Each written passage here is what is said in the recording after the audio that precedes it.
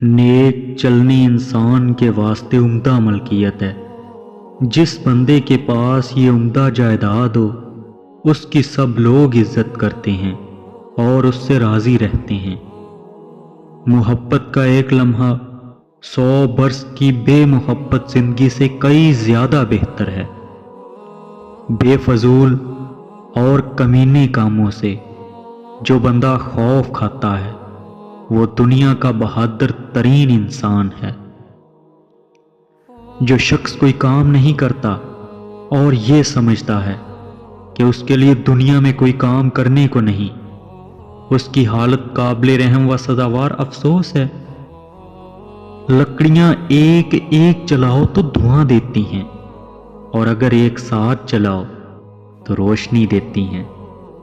محبت کا ماتم اور محبت کی خوشیاں دونوں آنسو ہی دیتی ہیں، لیکن ایک زہر کا قطرہ اور دوسرا سلسبیل کا۔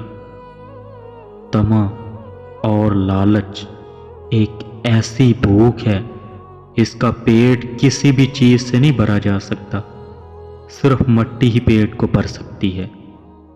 اس دنیا میں کسی کام کے اندر اس وقت تک تبدیلی نہیں آتی جب تک کوئی بندہ اس میں خود تبدیلی لانے کی کوشش نہیں کرتا۔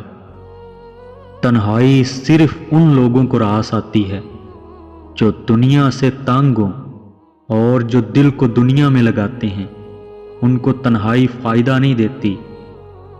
جانے سے پہلے آنے کا انتظام کر لو، اگر نہ آ سکو تو جانا بے فائدہ ہے۔